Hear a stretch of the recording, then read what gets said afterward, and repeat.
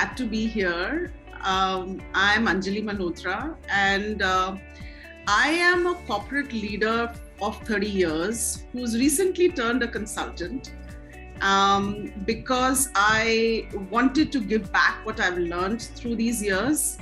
And more importantly, in the last few years of my corporate life, I had started working with startups as an angel investor and mentor.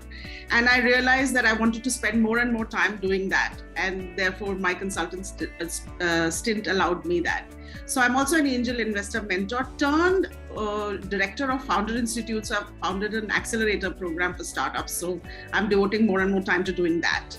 I'm also a board director on a couple of companies, and I'm a certified coach, though I don't practice that so much professionally, but I use that a lot in my work itself because I believe all of communication is coaching in some sense. It just helps enrich relationships. So my fingers are in many pies, but I'm that sort of a person. I believe we have one life to live and so many dreams to accomplish, so many relationships to make, and so much impact to create in the world. And I don't want to miss a moment of that. Growing up, I was born in a family to parents who were immigrants from undivided India, which is now Pakistan, Punjab. And they had really worked their way up. It was a hard life. And therefore, I was inculcated with values like, living frugally, being resilient, being a fighter, working against odds. All of that came naturally to me. And my home environment was, despite all of this, my home environment was one which really fostered a lot of freedom and trust. They gave us everything that they thought they hadn't got. And that gave to me a whole lot of sense of responsibility. We were two girls in the home, and yet we were given the entire freedom. I remember in the 70s, we were given things which were unheard of, when my friends didn't get. But I knew that my parents had so much faith in me because they had given us those values, and they said, just go out and do what you need to do, and we're just with you unstinted.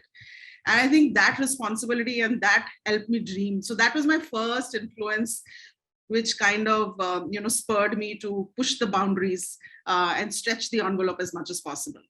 I also was educated in a girls' convent school.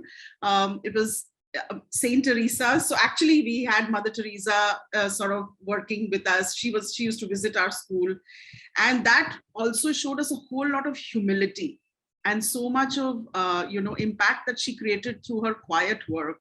And I think those are great leadership qualities, working in a quiet manner with humility and yet being able to create, impact so many lives. I think that was great. I was also a science student in school and in college, and lover of physics and chemistry. Therefore, a very inquisitive mind, always wanting to do fact-finding, research, detail-oriented, going to the root of the matter. So, it was a great mix of science and this whole sense of, growing up with these dreams and attitudes. So I always feel it's a great mix of left and right brain.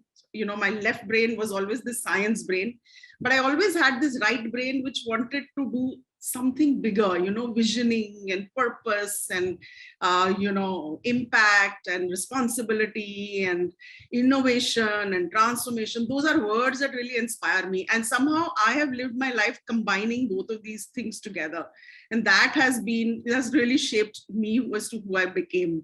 So it was always about challenging the status quo, sometimes using logic, sometimes just trying to inspire by sheer words, but doing it responsibly and logically. So that's who I became. So, in my early career, I worked as a product manager with Times of India, then slowly realized that I wanted to do more of marketing and brand because that really inspired me. Maybe that was the creative in me that kind of pushed me on those lines. And then after that, I had done a sales stint with Revlon, where I was heading, franchise division, 100 women. And actually, that's where I also got this whole love for gender and diversity, because we were like an army of 900 women in Revlon, where we were essentially selling to women. But yes, insights in terms of how do we make women feel greater about themselves, because always looking good was not about looking good. It was about feeling good. It is what it did to you inside in terms of how you felt and how you could be confident. So that those coming from those stints, and then I got this Dish TV opportunity as head of marketing, and I said, this is going to be a cakewalk, because it was a totally sunrise new industry at that point in time. Little did I know what I was getting into, because it became a mammoth journey of 11 years and so much to learn, because cable TV was really reigning supreme at that time, and nobody had heard of direct to home. And I thought, getting a dish of your own and just deciding what you want to watch would be easy to sell. But it took a whole lot of effort. We were the pioneers, and we made mistakes. We made a huge number of mistakes. That's how you learn, be it a person or be it an organization or a brand or a product. But you've got to learn and learn fast. And I think we did that. And we became obviously the most penetrated and the largest market share in that space. The chairman of the company told me when I left later that, pat yourself on your back, because very few people take a company from 0 to 3,000 crore in a short span of a few years. And you did that. So I came in the shape of a marketeer, but I took on the role of revenue, and revenue essentially meant customer retention, subscription, and therefore it was a lot of data and analytics, so segmentation, modeling. So it became a lot more science than art. And so that's the journey I sort of went through. And it was a lot about building people, because when I went, we were like a very small core group of few people, and obviously became a very large organization. So it was also about building teams. It was about organizing.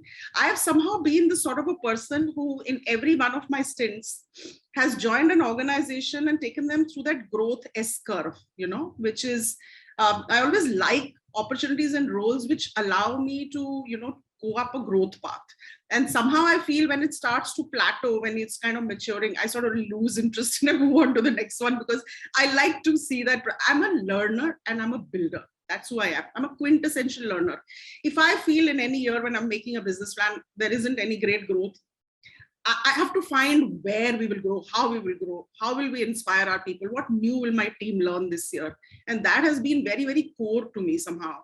And I think that's one of the reasons I've got a lot of love, and I'm really humbled and thankful and grateful to the teams that gave me those opportunities, and the love that I got from, and the, from where we were able to take it. So all of my stints, have been like that. And that's what shaped me as a professional in the corporate world. So I'm a learner, as I said. I'm a very quick learner, and I like to put myself in spaces where, I find discomfort, and I have to move up to figure out that, no, now I know it. So I've kind of, gone through that many, many times in life. When I joined Revlon, I did not know anything about, selling to women, or, how women consume cosmetics and what it means. So even though I was a consumer myself, but when you start to put yourself in the role of a marketer and a seller, there I was actually even doing sales. I had this whole women who were selling in these high profile stores. It's a totally different ball game. Now, even when I joined Dish, I was new to media and entertainment. And after that, I joined Aviva, which was insurance, and I'd never been in financial services. So, and I joined as head of product marketing, data, digital, and later on went to head IT as well. So so my journey has been very lateral, if I may say, rather than, most people try and go vertical, like deep. I kind of went like that, not just in terms of industries, because of FMCG, media, insurance, retail, so many different things, but also as a function. So from product to marketing to revenue to data to digital to IT to security, all of that. So it's been really like, that is kind of unique and different. How did I prepare for it? I don't know. There is any preparation required. I think I realized that when I put myself in a spot, I take on things where I feel there will be a challenge, put myself into it, and then figure my way out. And I really think that that is inspiring to people. And that's what people feel, oh my, if she can do it, I can do it. I've been in rooms where For instance, initially when I went to Aviva and I had to give media interviews on product, because I was product head as well, and we launched a new policy. And I really used to feel, oh my God, I probably wouldn't even know if they asked me details. So I used to have the product head sit with me and I would answer. And very soon I realized that I was 2-3 steps ahead of him, and I would ask him questions and he would say, oh, I never thought of it this way. So I think it's giving yourself the benefit of doubt of saying, I don't know. And so you learn. Because when you come from the perspective of it's a full glass and I know it, there's no place to put more into it. I always come with an empty glass syndrome. And I think that is the advantage of saying, okay, I'm going to ask stupid questions. I'm going to look silly. Doesn't matter, but that's the only way to know it. Yeah. So there have been influences, and some people, even in the professional life, some of my bosses and seniors that I worked with, when I've learned from. But I think my big influences have been people that, were visionaries. When I always, looked around me, there were people that I wanted to be like. They were my ideals. So I'll share a couple of names. So when I was young, I was enamored by Indira Gandhi.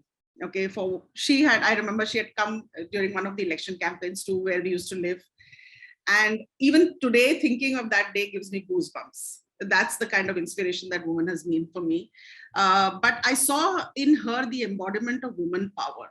And, despite all the opposition, her charisma, the pace with which she used to walk, the grit, the inner strength, that strength of leadership, that spunk in a man's world, and that time it was even a worse man's world. But to have a woman like that and carry it off, I mean, she may have had some of her eccentricities and polarities, but nonetheless, what she achieved, I thought was tremendous. And to me, growing up, that somehow always remained in my mind, that how can I be more like her? I always even thought that maybe I should get this little whiff of gray hair, because I really wanted to embody that. So that was that. But on growing up, I think other people that became big influences to me, I'll tell you two names which always come to my mind. One is Steve Jobs and the other is Elon Musk. But that's because they have changed the status quo for the world, because they've been visionaries. They have disrupted their categories, so many categories, through sheer innovation. They've changed consumers' lives through sheer focus and clarity of what they want to achieve. Actually, simplicity. I think what Steve Jobs did was, they say the hardest thing to achieve is actually simple. It's very easy to be complex, but being simple is really not that easy.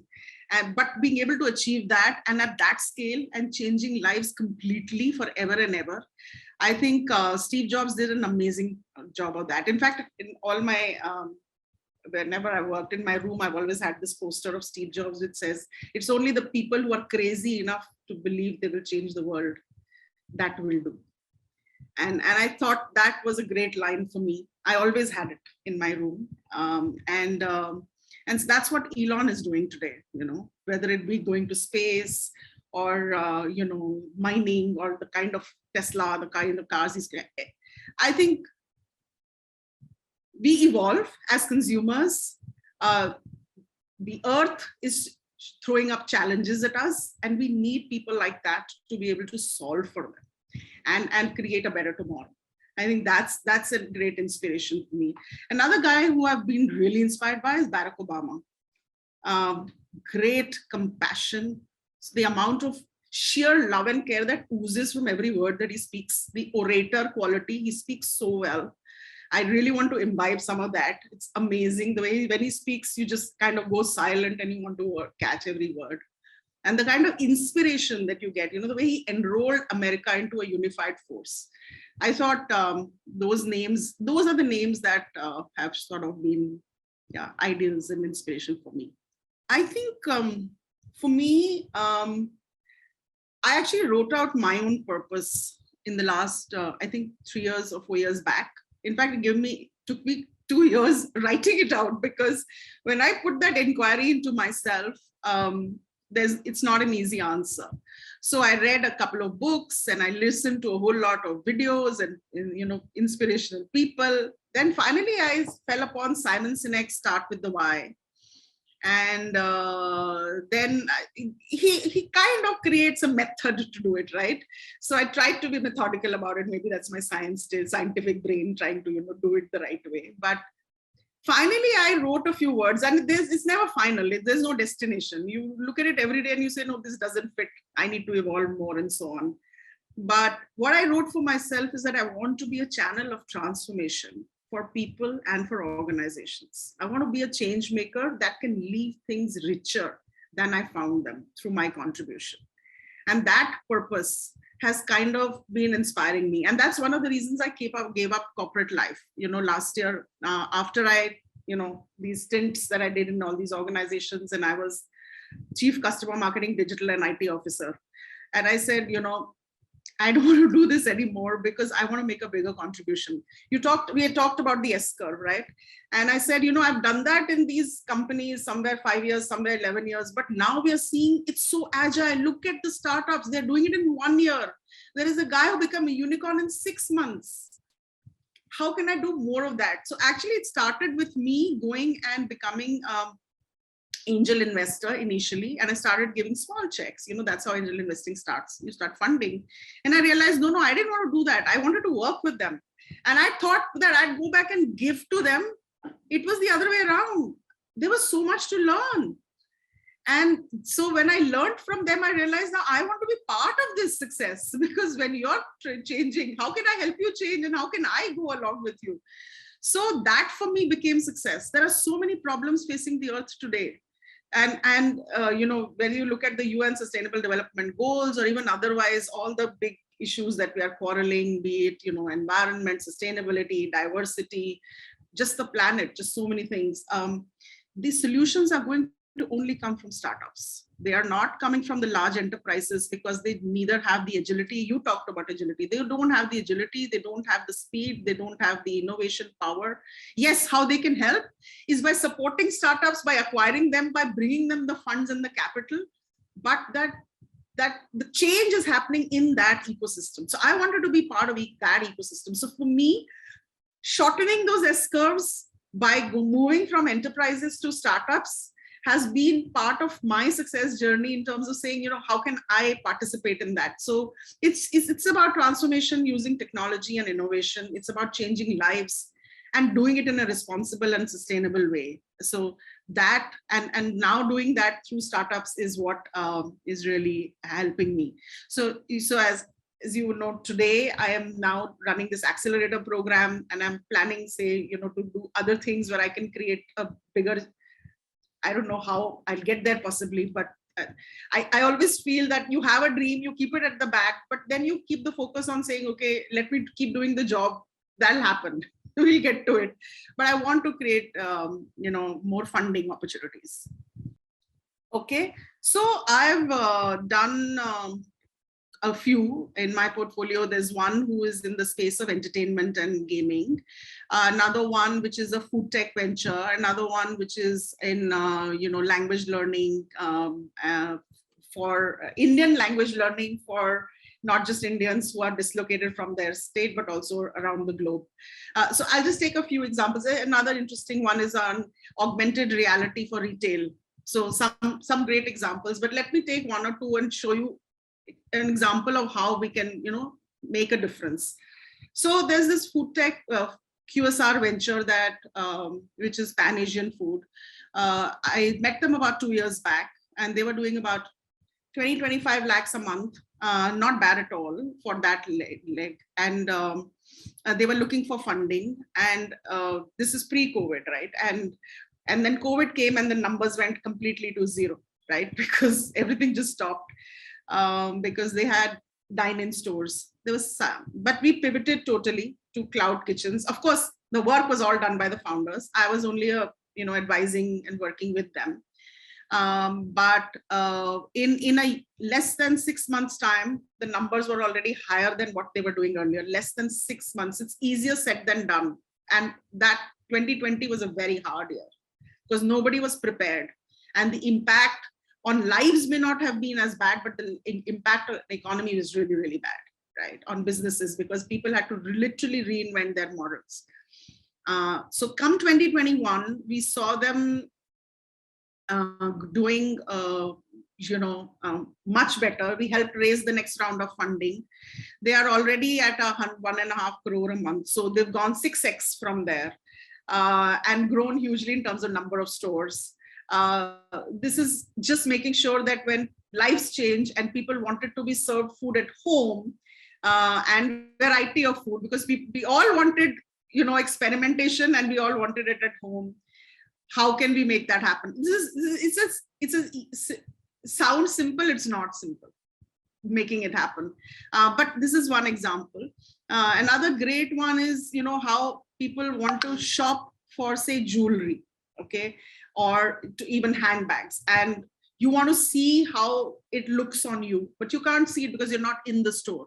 So today, using augmented reality, this company is doing like an amazing job, and you can actually try out as much as things that you want, and see what works for you, and then before you put your money to it. And a lot of jewelry brands, and now even apparel and handbags, etc. So those are all now shifting to including augmented reality in their retail processes and including that in their chain. So just using technology in ways where consumers lives. I'm an out and out B2C person. So for me, it's always about making consumer lives simple, right? So it's and how do I use technology to deliver that simplicity and convenience and benefit? So these are some use cases, but this gives you a glimpse maybe. It's not always hunky-dory. It sounds like it's beautifully stitched up story. It's not. There is always a dark side or an underbelly, as one may say. I have a failed marriage. So despite, living together for many years, I realized that it wasn't going where it was headed. So I moved away, and my lesson and learning was that I did not like myself in that space, in that relationship. And that made me change my mind. It was never about, obviously, initially it was about, this is not right, or that's not right, or you are not like that, or you are not like that. But you realize eventually, my own learning was that I didn't like myself in his space. And I thought that when it comes to relationships, peace trumps any wins. And I kind of moved away. So that, yes. So I've been living alone. I have one son who moved for his studies now he's gone for more than 10, 11 years. So, but you sort of try and convert that into an advantage, because I had all the time in the world to devote to all my passions and hobbies and work. So that became so primary and central in my life. And even aside from that, there are setbacks at work all the time. I mean, you're bound to have failures. I mean, obstacles are the way. They are not by default, they are by design, because they're not separate from the track, they're part of the track. You have to fail, you have to fall, you have to learn. So I think the lesson is getting up and restarting without losing passion, but learning the lesson so you don't fall on the same obstacle again. So I think this is just moving from victim consciousness saying, oh my God, why did this happen, to a learner consciousness saying, oh, this is what went wrong, and how do I become smarter for this and get up and walk the next day without any loss of power. So that is another, I would say, challenge and opportunity both. I think the biggest issue that I've seen in all these years has been, gender bias. As a woman, I found myself in boardrooms where I was the only person of my gender, and often looked around. I wasn't uncomfortable, but I felt sometimes the men were. At a personal level, that was quite a learning thing. But this subconscious bias plays at levels which we sometimes cannot understand. I'll just give you an instance. So in a meeting, I'd make a point, and somebody would just, it would get unheard, and conversation would go on. 5 minutes later, one of the, men in the room would make the same point, and somebody would say, oh, that's a great point.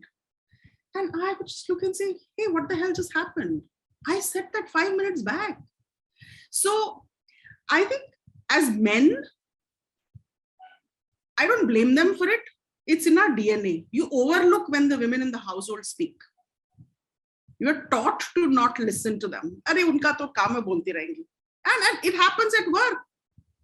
So one of the things I realized is you have to be assertive. Not aggressive, but assertive. You have to make your point and make that loud and clear. If you're not loud and clear, people will walk all over you. And this is a lesson women must learn. And that's one of the things I always said to women. So one of the things I could do, which I did, is in whichever organization I was, I tried to work with the ratio of, women in the functions that I could influence. In Revlon, it was fantastic because we were a huge number of women. But when I went to Dish TV, for example, the number of women were not that much. But in my own function, I just made sure that we had a lot more women. And also I gave the women the harder tasks. So if there is travel, let the women travel. Why not? You have to break stereotypes and you have to make them believe that I can do what the others can't. If somebody needed support, fine, I'm there with you and we'll give you support. You need a longer leave for after maternity, you can't come back, you have problems. At that time, time flexibility wasn't so accepted, but we still made changes and said, no, we'll still do it because I understand that, this is important for you in your life, we'll do it. But otherwise, for those that we could push, we pushed them and made sure that they set instances and examples for the others. Because when you see more women achievers, the others also start to believe that this is possible. And I think to the extent possible that we could influence as leaders, and I wanted more women leaders. So we wanted more women to be groomed, and hopefully in my own small way, we were able to do that in some way in the organizations that I did. So that I think has been a lesson as well as a journey. Another lesson for me has been all of last year. I mean, huge challenge. I thought it'd be a cakewalk when I left corporate life, and I said, in the avatar of a consultant, I'll go back and do the same thing, right, with corporates. It isn't that easy. I had to literally reinvent myself, and I'm still reinventing myself every day. I mean, my startup story is great because I'm doing, stuff that really matters and, being appreciated. But my consulting part, which I'm going back with corporates, it's a mixed bag. It's not that great. And I'm learning here through saying, you have to learn to say that some things are just not to be the way you want them. They will be in some other shape and form. And so life will serve up the lessons that we need to learn for our next leg of evolution, I feel. And therefore the right people and the right instances and the right events happen, which help us walk that path and say, okay, this is where I need to go next. So I've learned to trust the process and go with the flow. In fact, my bio on Insta says live life improv, which is just take it the way it comes and trust that, probably the best is playing out and go with it. Because sometimes you feel you're working against the grain, and sometimes the grain changes, but sometimes it doesn't, and you can't fight it. So fight it to the extent you can, and after that accept and surrender. So that's also a learning of a new kind. But those are the learnings. But one thing is for sure, growth will only happen at the end of your comfort zone. If any woman believes that I can stay in my comfort zone, do what I'm doing, it's not going to change the results. Like Einstein said, you do the same things, you get the same answers. You want a different result, you have to do something different. So then even at work, I used to every day go and say, okay, what are we doing different today? If we want a different result, different output, there has to be a different input. So what's the new input today? And that forced people to think.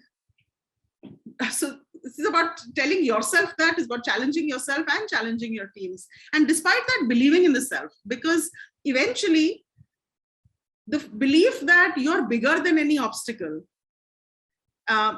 is a very fundamental belief that rides you through to, overcome any fears or doubts. Because as we said, obstacles will happen. But despite that, you can be, do, and have what you want in life. But as I said, keep the focus on being the giver, come from your purpose, contribute, And automatically, when you look back 2 years, 3 years later, you say, oh, this is what I wanted. See, it's happened. So it's not about being aggressive about just saying that I want this, I want this. No, it's about saying, what can I give? How can I bring value? How can I deliver? And be of assistance to others. But when you do that, I think your goals are served back to you. Passion. I've oft been told this. Sometimes it works to my advantage. Sometimes it doesn't.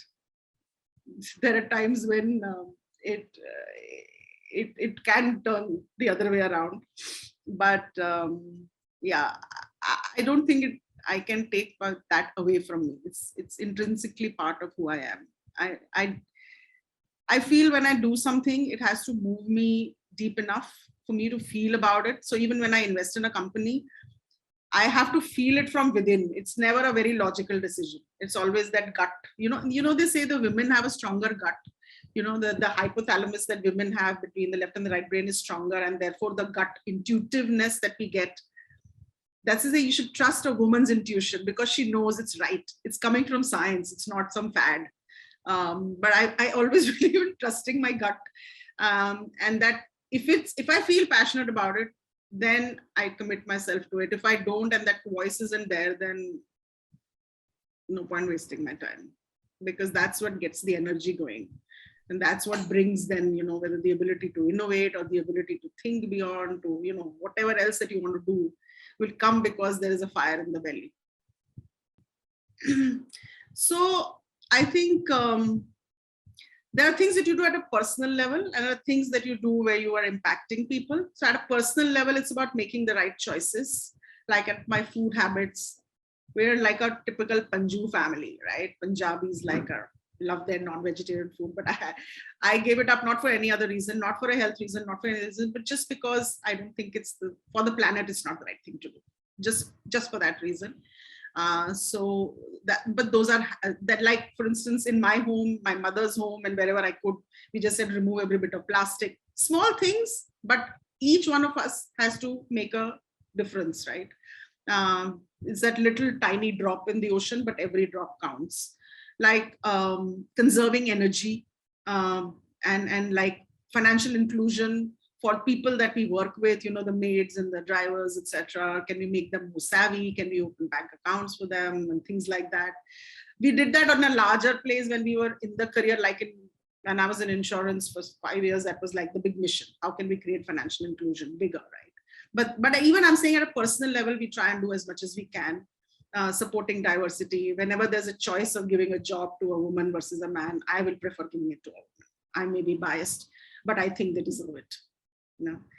Because they get lesser opportunity. So those are personal level choices, but how you can make a bigger impact in and sort of paying it forward is by, one, very clearly, my current passion is supporting women entrepreneurs. So in the current startup ecosystem, women have less than 7% access to capital. All the overall last year, about 42 billion funding was given to startups. Women got only 7% of that. That's really, really sad. So how can we make that higher? And that's what I was saying, that through my work and through I can't make, that's a big difference. This is a big ecosystem shift, but there are ways we will impact it. So that's my next thing that I'm working on. I don't have the answers. I don't know what's going to create it, but I know for sure that if we keep at it, and there are so many more like-minded people out there that are also on this mission, we'll find ways. But clearly we need to change that. In terms of literacy, women are up there. Some of the colleges and the number of women enrolling, their performance, their marks are higher. They are more multitaskers. They are more committed. Give a task to a man versus a woman, she will probably do better because she has 20 other things she wants to go back to. So she'd focus and get this going, do this well, and then do the other. So I just feel that we've got to support them better. And to me, that talent pool that is available today is tremendous. This whole Gen Y, Gen Z people, they are so savvy, technologically, even otherwise socially conscious, and environmentally so responsible. So I think if we can help them nurture their inner self and make their, if we may say, I mean, what their light shine in some manner, by giving them the platforms that they need, by giving them the funding that they require. I think that for me right now is a way of paying it forward. I'll give you an instance. In this accelerator program, there were a few fellowship seats that I could give away, and I gave it to 4 women. 3 out of those 4 dropped out. And I personally spoke to every one of them and I said, but why? And all 3 were family reasons. My mother-in-law fell sick. I'm postponing my idea. I'm putting it on hold. I'll come back to it 6 months later. Something's happened in the family and I need to attend to it because, nobody else will do it. So who will do it? I have to do it. So it's great to be self-sacrificing. Nothing wrong with that. But you can't put your dreams on hold forever and ever. Who else is putting their dreams on hold? Why can't the man put his dream on hold for 6 months and allow her to pursue her passion? Those are tough questions. And that's not changing till the whole, as I always say, the social fabric changes. How do we change it? And that's why I feel our role as mothers, as leaders, is so important. How are we grooming our next generation? I've groomed my son, for instance. He cooks. He cleans. He washes his own clothes. Of course, he's doing that because he's living alone. But nonetheless, even here, when he was here in this house, he used to love to come to the kitchen and do his own things. Why not? There's no difference. There is no stereotype that, the pink and the blue, the car toy versus the dolls. No. Why can't it be the other way around? So I think if we want to change this, our role as mothers is very, very important. How are we grooming our boys and girls of tomorrow? Are our boys more tolerant and our girls more confident? If all of us do this as women, we can change our own tribe in the next, 20, 30 years, because the new generation will think differently. And we have a key role in shaping that. Unfortunately, not all women do that. Women are still creating those stereotypes at home. And then it just gets perpetuated.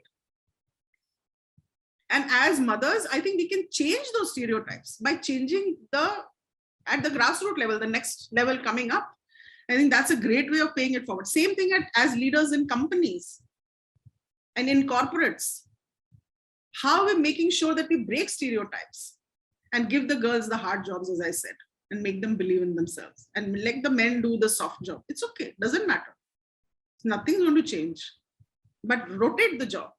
Okay, I'm a bit of a spiritually inclined person. I do a fair bit of breath work, meditation. My exercise regime is something called Qigong. I don't know if you've heard of it. It's a Chinese mindfulness it's like yoga with mindfulness combined. So it's very slow movements, but it releases the energy in the body. So as they say, what are we made of? Obviously there is matter, etc., that we are, but eventually, look at it like this. When somebody dies, what dies? The body doesn't die. It's right there. What has gone away? Some spark. It's an energy of a sort. So I'm very connected to that energy source. And Qigong helps you mine that energy. And you can literally feel it and make it come alive and work for you. So that's my physical and spiritual mental practice, and things like, gratitude, intention setting. I do some chanting. So yeah, as I told you, I live alone. So I have some of these things that I practice like on a daily basis. I don't think there's any one moment. I think there have been so many moments which were like light bulb moments where something opened up and I said, oh, from here onwards, this has changed forever. And those light bulb moments come very often, very often. The time I decided that this relationship is over, the time I decided that I'm going to be a woman who will, travel and do whatever she wants to achieve and not have anybody tell me a story that it is not possible. The day I decided I will give up a job and recreate myself, every consultant, smart person out there in the world was telling me, you're an idiot, don't do this. I did it. So, because I think I'm just listening to my inner voice. I feel that there is an inner guidance which is so much smarter, which knows. And if we give it, and I think more you listen to it, the stronger it gets and it tells you. And I've been guided by that. And to me, all of those moments are defining moments, which kind of nudge me and tell me, go this way. Believe in yourself. There is nothing you can't be, do, or have. You are not even 0.00001% lesser than any man in this world. You are the same. In fact, better. That's the way to believe it. And like, as I said, science proves it. Women have stronger intuitive power. And it's not about better or lesser. We're different. We're made differently. But there are things that women can do different and better in some zones. And likewise, say if it comes to really, manual labor, hard task, like heavy lifting or rock, you have to cut rocks or climb, cut tree, chop trees, wood. Maybe a man's strength would be his advantage. But likewise, there is so many advantages that women will bring. Decision making, women are far better. But do they believe they can do it? And do the men trust them with the decisions? I'm not sure. But I think it's about telling yourself that I'm not listening to the stories and I'm going to prove them wrong, even if the stories exist, because I believe in me.